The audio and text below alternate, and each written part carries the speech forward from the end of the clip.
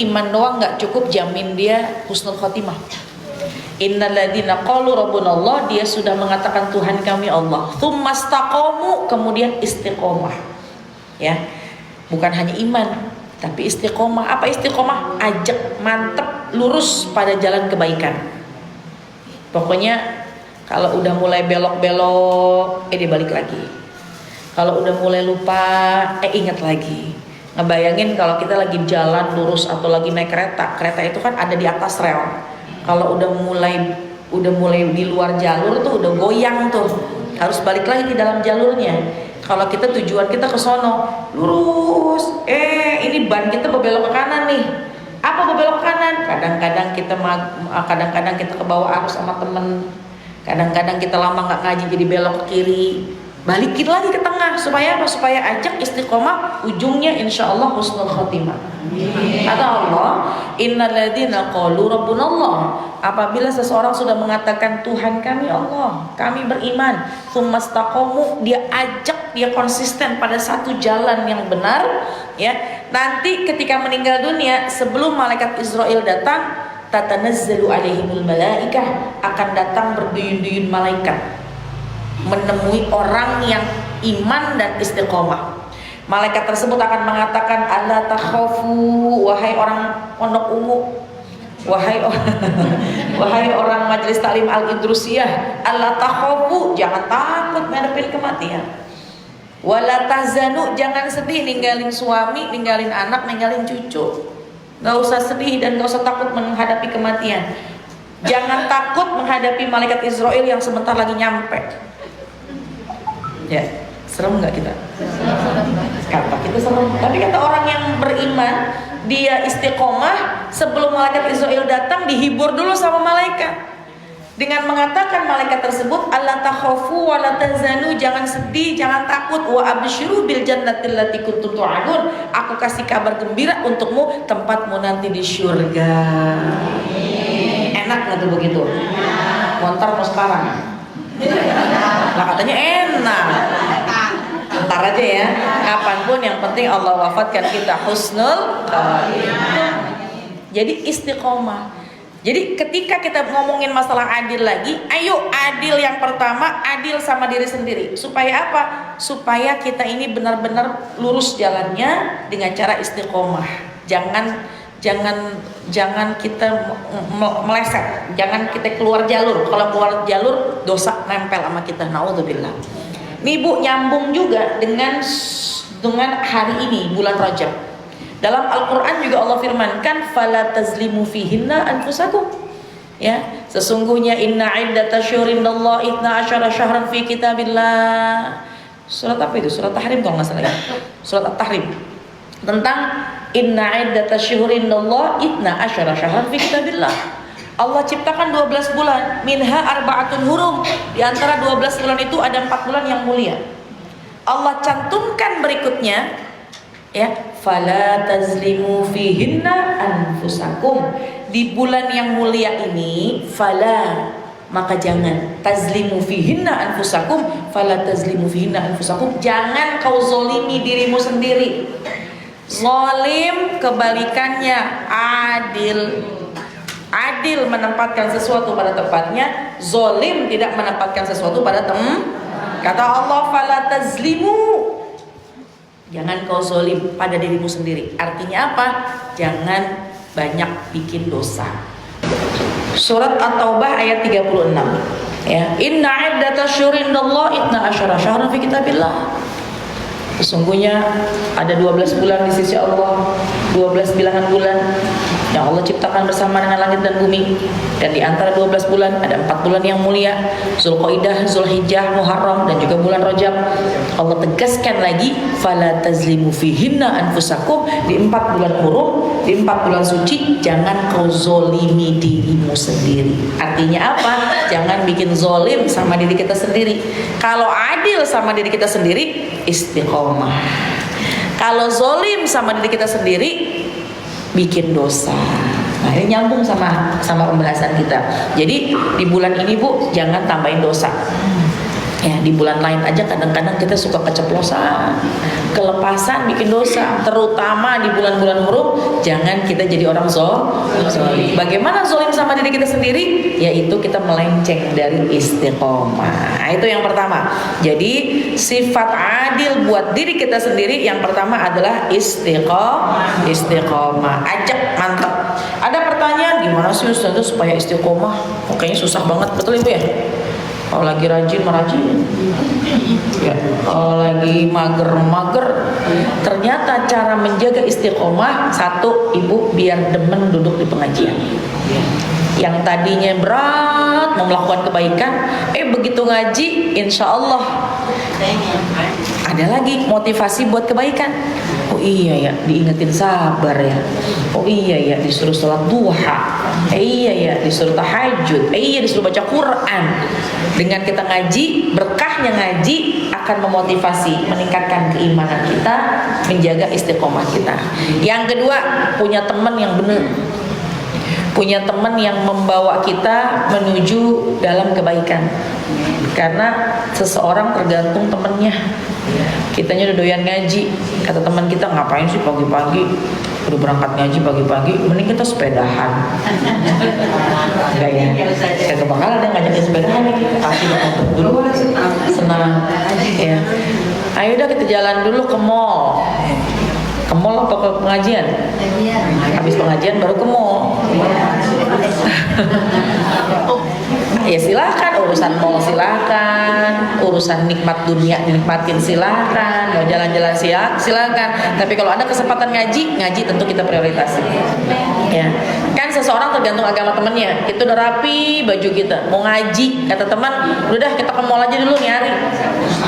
Ibu ke mall apa ke ngaji? Tergantung dompetnya. Dompetnya tebel, ya iya dah, ayo dah kita ke mall dulu dah.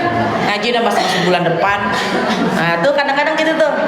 Tapi kalau dompetnya tipis, biar kata temen ngajakin dipaksa juga enggak mau ke masjid, ngapain? Mendingan saya ngaji. Kata temennya, solehah banget teman saya. Dalam hati kita bukan solehah, nggak punya duit, ngapain ke sana? Ya, teman, almaru ala dini khalilihi. Jadi yang kedua, cara istiqomah, cari teman. Gak usah banyak-banyak, teman dua tapi menuntun ke dalam kebaikan. Ini kan ada yang di sini datang nih pasti sama temennya, saling ngejemput, yuk besti kita ngaji. Oh, ya, datangnya pasti sama besti ya. Masya Allah. Kalau besti itu dulu nggak mau jauh. Begitu lagi ngaji, bestinya belum nyampe, dikosongin dulu, dijagain bersih.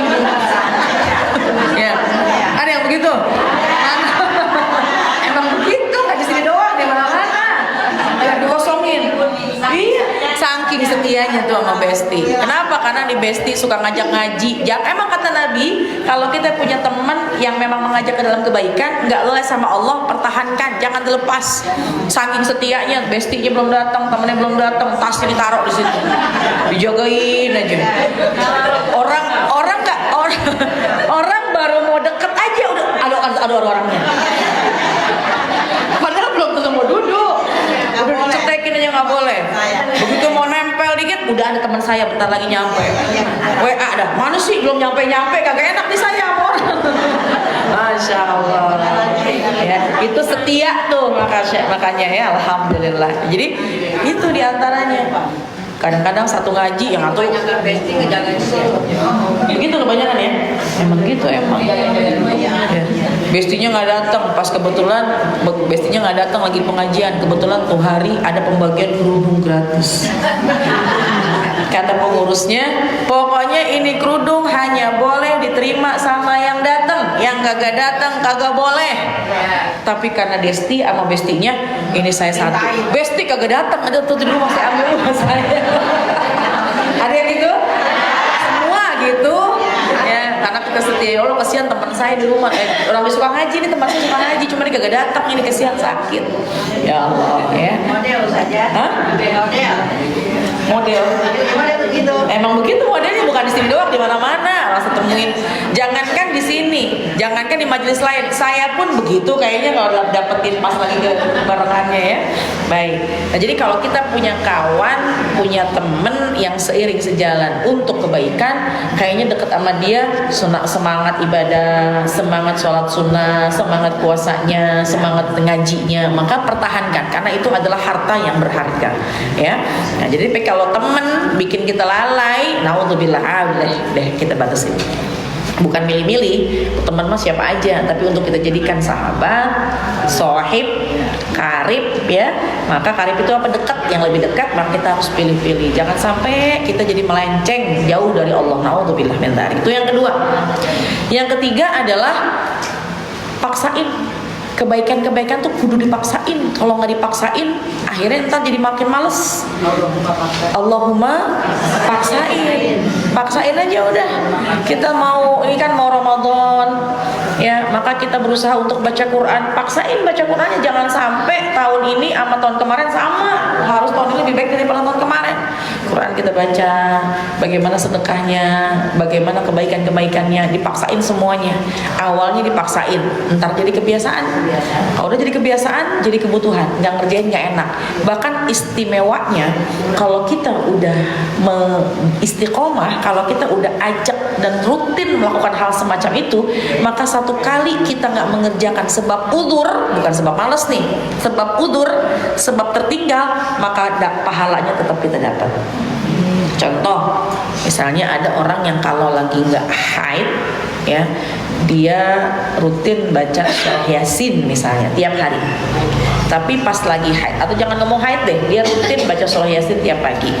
Begitu satu hari sakit, kecapean, ketiduran, atau dia lupa, maka lupanya itu sebab rutin sebelumnya dia baca surah Yasin, maka sebab lupanya, sebab lalai, sebab khilafnya ya, yang tidak sengaja dia meninggalkannya, insya Allah dia tetap mendapatkan pahala rutin membaca surah Yasin. Ibu ngaji rutin di sini tiap bulan misalnya. Sekali ibu nggak ngaji sebab udur, ya Allah, hati mah udah pengen banget berangkat, cuma kadang-kadang nih kaki nggak bisa, ada kondisi yang tidak bisa kita berangkat, maka insya Allah dengan kita karena kita istiqomah, sebab satu kita nggak datang, insya Allah tetap kita dapat pahala. Cuma jangan jadi andalan, udah datang aja dah, besok datang nggak apa-apa, karena udah ada catatan amalnya. Nah, tetap kita harus bergerak ya. Wallahu a'lam. Nah, jadi itulah diantara keistiqomahan, harus paksain supaya amalan kita banyak. Paksain, ntar jadi kebiasaan, nanti akan jadi kebutuhan. Ditinggalin jadi nggak enak. Baik, yang berikutnya, yang terakhir, baca doa yang diajarin sama Nabi supaya istiqomah kita. Allahumma ya muqallibal qulub, tsabbit qalbi ala dinik wa ala ta'ati. Ya Allah yang suka bolak-balik hati manusia, mantapkan hatiku pada keistiqomahan. Boleh juga baca surat Ali Imran ayat 8, Rabbana la tuzigh qulubana ba'da idh hadaitana min ladunka rahmah innaka ya. Itulah diantara bagaimana supaya kita bisa istiqomah, kita adil sama diri kita sendiri, yaitu istiqomah. Namanya manusia kadang belok kanan, belok kiri ya, tapi Allah perintahkan kita kalau kita lupa maka segera kembali dengan mohon ampun kepadanya. Baik. Kemudian yang kedua, wathani adluhu ma'al ghairihi. Kalau tadi adil pada diri sendiri, yang kedua adluhu, keadilan seseorang ma'al ghairihi, sama orang lain.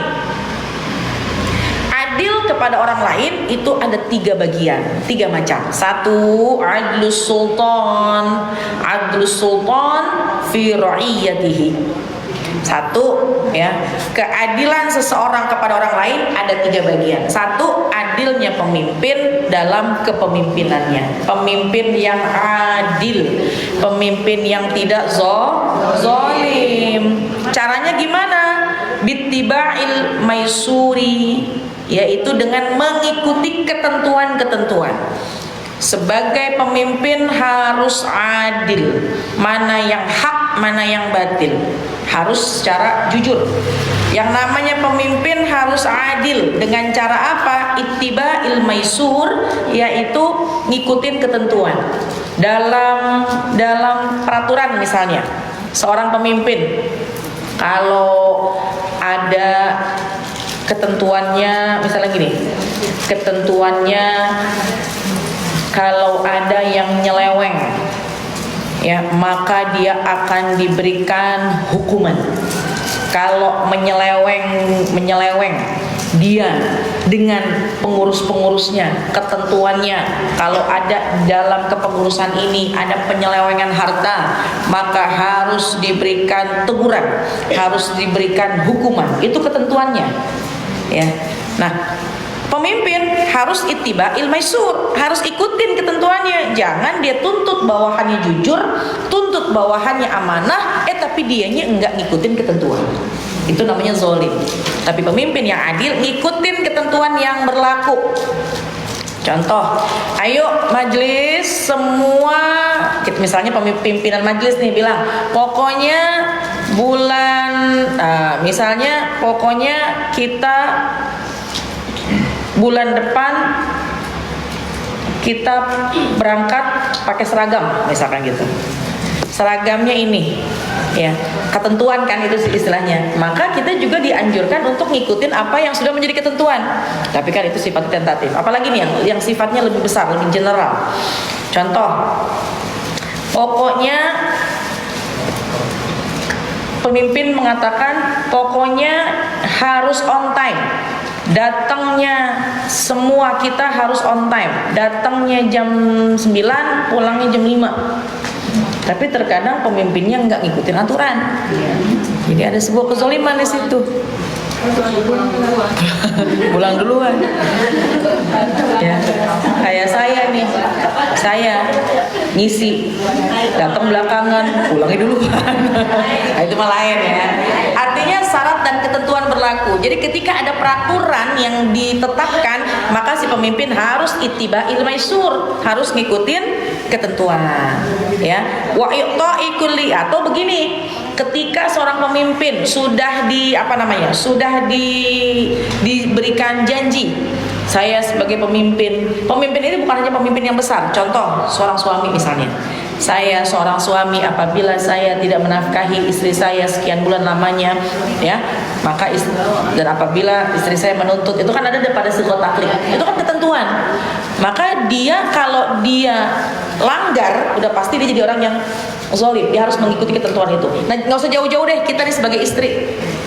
Kita sebagai istri, ketentuan kita, karena kan semua kita pemimpin. Kita pun pemimpin di dalam rumah kita sendiri.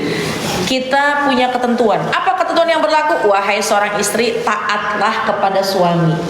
Itu ketentuan, itu aturan. Dan kita pemimpin, mimpin diri kita sendiri.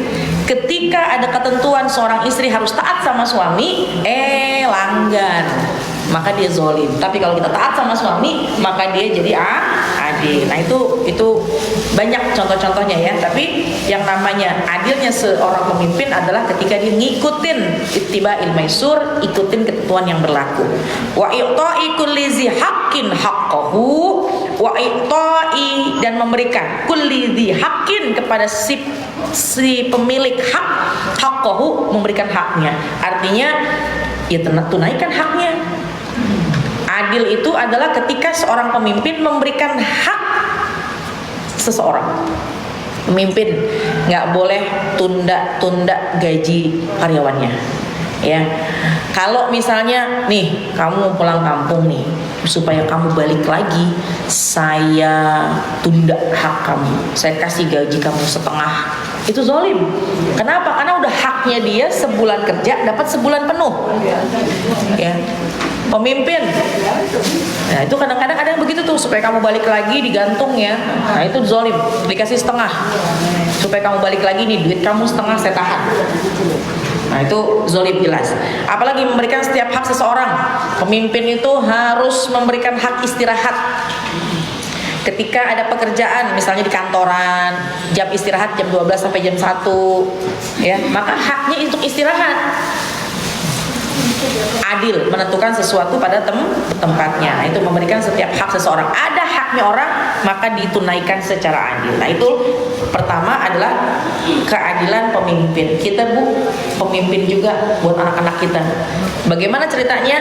Kita harus adil sama anak-anak kita. Apa haknya anak? Haknya anak adalah diberikan kasih sayang, diberikan pujian, diberikan perhatian. Kalau kita nggak memberikan perhatian, kalau kita nggak memberikan pujian, kalau kita nggak memberikan kasih sayang, maka kita zalim sama orang lain. Kenapa? Dia anak kita, kita menjadi pemimpinnya, maka kita zalim. Nah itu. Jadi pemimpin ini bukan hanya yang tinggi-tinggi, kita juga pemimpin. Kullukum ra'in wa kullukum mas'ulun an ra'iyati. Kita pemimpin dan kita akan diminta pertanggungjawaban atas kepemimpinan kita. Ya, ada yang jadi pimpinan majelis, ada yang jadi kepala RW, ada yang kepala RT, ada yang jadi gubernur, ada yang jadi wali kota. Sekecil-kecilnya kita memimpin keluarga kita sendiri, ya. Nah, jadi adil yang kedua, adil yang terkait dengan urusan sama orang lain adalah adilnya seorang pemimpin. Yang kedua, wa adlur ra'iyah ma'a sultan. Ya. Wa adlur ra'iyah, adilnya rakyat.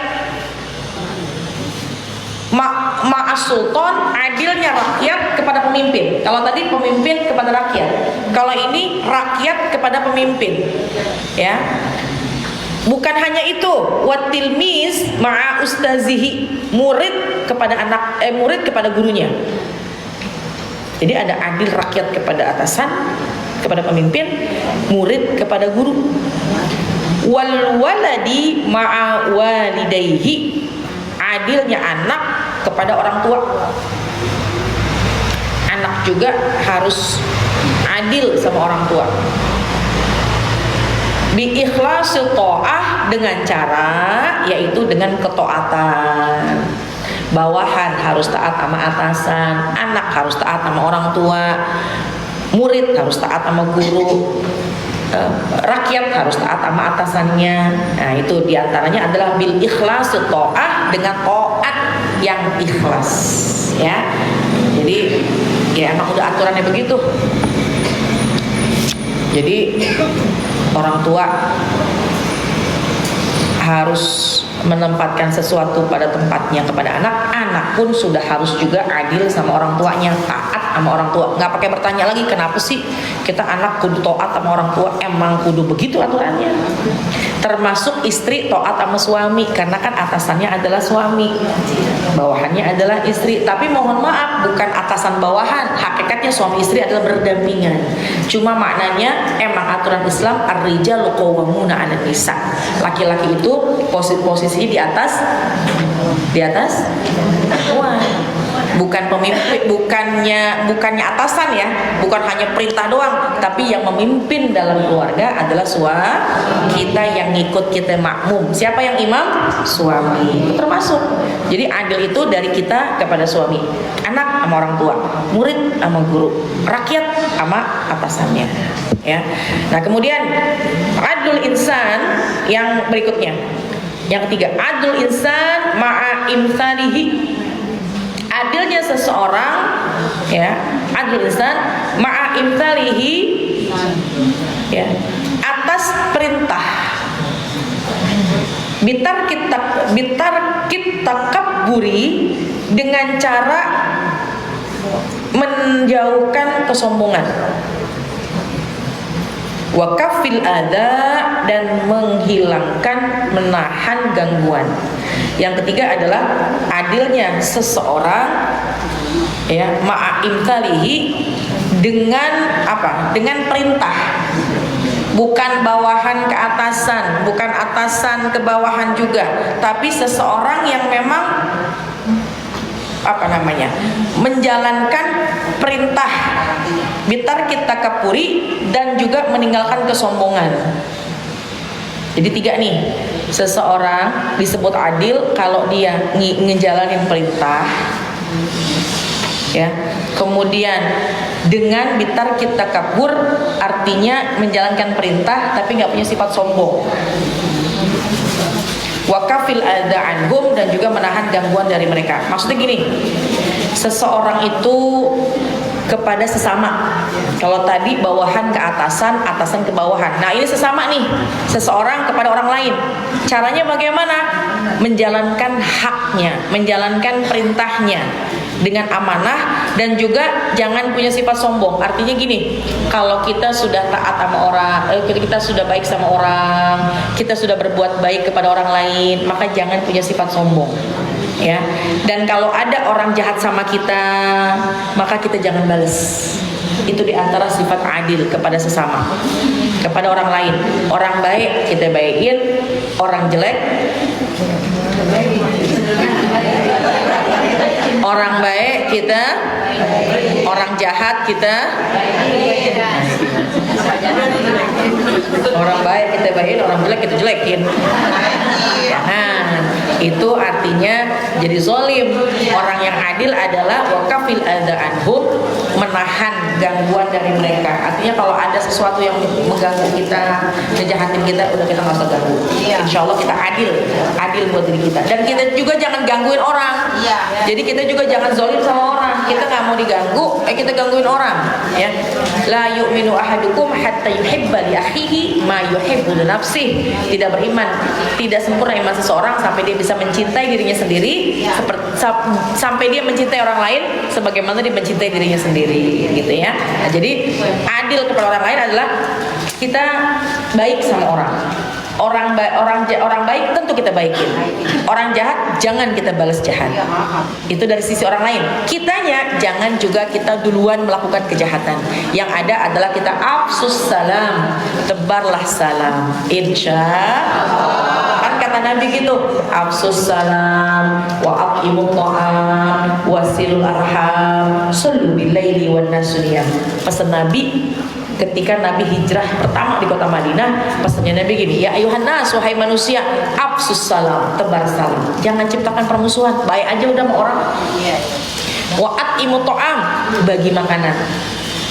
Orang kalau bagi makanan nggak pernah habis.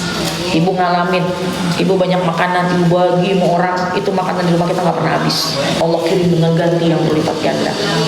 Ya, kita suka ngasih orang, sedekah sama orang, itu duit yang keluar diganti berlipat ganda sama orang, sama Allah. Allah nggak akan menyusahkan seseorang yang senang sedekah. Yang ketiga, wasilul arham, jalinlah tali silaturahim. Baik sama orang. Silul arham, nyambung yang putus, nyambung yang putus, yang udah nyambung jangan diputus-putusin.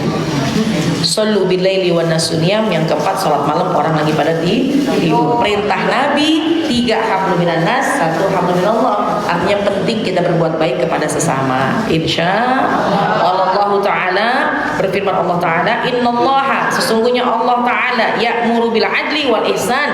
Allah perintah untuk kita berbuat adil dan berbuat kebaik.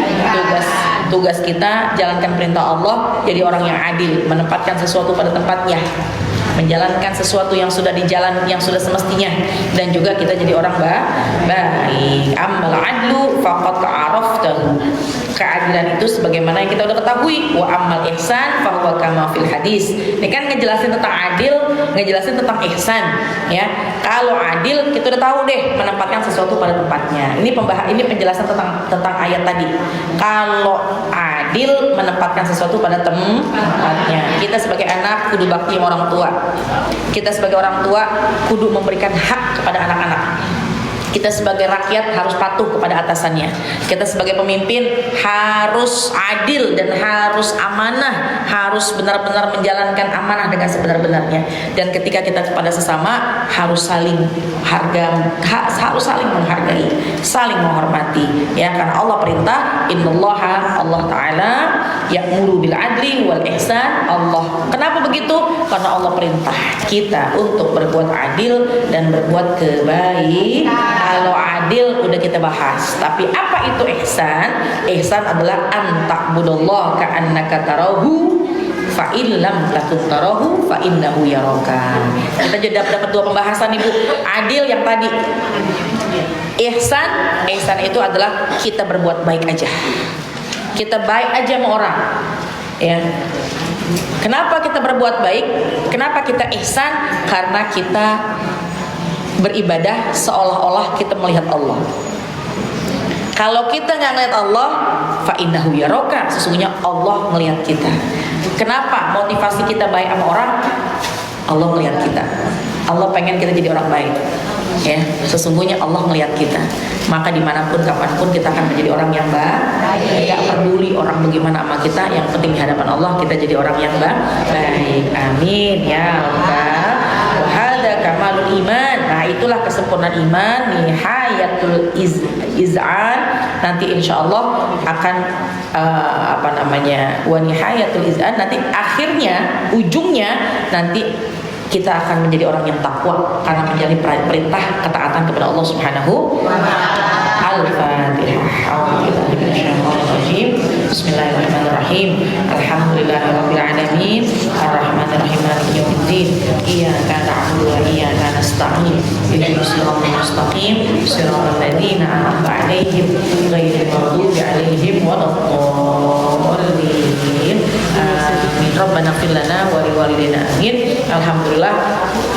Bahasan terakhir terkait dengan urusan adil berbuat semestinya. Zolim tidak menempatkan sesuatu pada semestinya. Dan juga kita belajar tentang ihsan. Apa ihsan? Kita jadi orang yang baik, bukan buat orang lain, tapi baiknya untuk Allah, karena hakikatnya Allah selalu melihat kita. Maka insya Allah dengan demikian, kapanpun dimanapun kita akan memilah dan memilih apa yang kita lakukan, pasti semua sesuai dengan aturannya Allah. Amin ya Rabbal. Ada yang mau tanya? Ya. Bagaimanakah kita harus bersikap kepada pemimpin yang gak adil? Iya. Ya. Karena dia lebih memihak sebelah pihak gitu. Iya. Pemimpin yang gak adil gimana Ustazah? Gini, saya selalu sampaikan bahwa kita akan dicatat atas apa yang kita lakukan. Tapi Allah tidak akan bertanya apa yang orang lain lakukan kepada kita. Tugas kita sebagai rakyat, tugas kita sebagai bawahan, tugas kita sebagai orang masyarakat, tugas kita satu, taat kepada atasan. Kalau atasannya zolim, nanti dia akan mempertanggungjawabkan di hadapan Allah Subhanahu wa taala. Itu satu. Taat menjadi kuncian pertama. Kayak gini, gimana Ustazah saya harus taat sama gimana urusan saya sama orang tua Ustazah, orang tua saya zolim. Bagaimana Ustazah hubungan saya sama suami, bagaimana saya bisa taat sama suami saya ngaco misalnya. Tugas kita satu, taat kepada orang tua, taat kepada suami, taat kepada atasan. Itu yang pertama, karena tugas kita itu satu. Nanti mereka zolim, mereka bertanggung jawab kepada Allah. Tapi yang kedua, tugas kita adalah amar ma'ruf nahi munkar. Bukan hanya diam ngeliatin kezoliman, tapi kita boleh untuk menyampaikan yang sebenarnya. Bu, Pak, jangan begitu. Itu kan nggak benar, itu kan nggak adil. Boleh nggak? Boleh. Bukan berarti bawahan nggak bisa menyampaikan masukan kepada atasan. Seorang istri bukan berarti diem ngelihat suami, kemudian juga dia tidak boleh memberikan masukan kepada suaminya. Seorang anak ketika melihat orang tuanya zolim, bukan berarti dia diem aja ngelihat kezoliman pada orang tuanya. Tapi yang kedua adalah amar ma'ruf nahi munkar. Sampaikan, tentu dengan bahasa yang baik, dengan kalimat-kalimat yang baik, di waktu yang tepat, ya. Dengan caranya macam-macam. Kalau kepada atasan bisa dengan surat. Itu namanya amar ma'ruf nahi munkar, untuk membuka mata hati atasan kita, ya.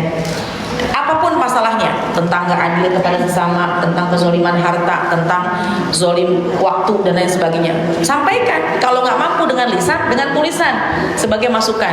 Makanya sebagai seorang yang pengen sukses, dia tidak asing dengan masukan-masukan dari orang lain.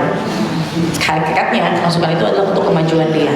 Jadi seorang pemimpin yang jadi pemimpin harus besar hati kalau dari bawahannya. Seorang suami harus besar hati, orang tua harus besar hati kalau dia dapat masukan dari anak-anaknya. Jangan ngerasa kamu kan anak nggak boleh kasih masukan. Kita manusia pasti banyak salah. Kadang nggak terima gitu. Nah itu kan, kalau nggak terima berarti memang ada sesuatu yang salah pada atasannya. Tugas kita amar ma'ruf nahi munkar. Yang ketiga doain. Udah. Tugas kita pertama adalah taat. Kedua, sampaikan apa yang salah, berilah masukan agar berubah. Yang ketiga, doain.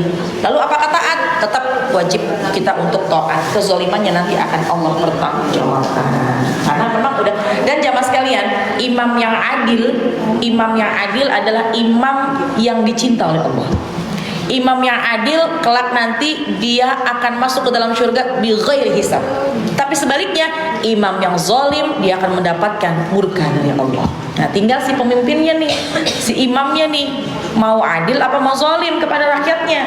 Kalau pemimpinnya ini zolim sama rakyatnya, maka tunggu, Allah akan menuntutnya, Allah akan meminta pertanggungjawabannya, dan Allah akan murka kepadanya. Tapi kalau ada imam pemimpin yang adil, dikasih masukan, oh iya ya makasih ya, dikasih masukan sehingga saya akan berubah lebih baik lagi, dan dia menjadi pemimpin yang disenengin sama rakyat karena adilnya, maka itu adalah pemimpin yang telah masuk ke dalam surga bi ghairi hisab. Amin ya rabbal alamin. Nah, gitu ya. Jadi taat. Yang kedua, sampaikan kesalahan, sampaikan kebenaran, amar ma'ruf nahi munkar. Yang ketiga, doain aja, mudah-mudahan Allah berikan taufik hidayah ya. Baik, Al-Fatihah. A'udzubillahi minasyaitonir rajim. Bismillahirrahmanirrahim. Alhamdulillahirabbil alamin, arrahmanirrahim, maliki yaumiddin. Iyyaka na'budu wa iyyaka nasta'in. Pak, belum kan? Nanti lanjut aja ya. Waladhdallin. Amin. Rabbana ighfir lana wa liwalidayna. Amin.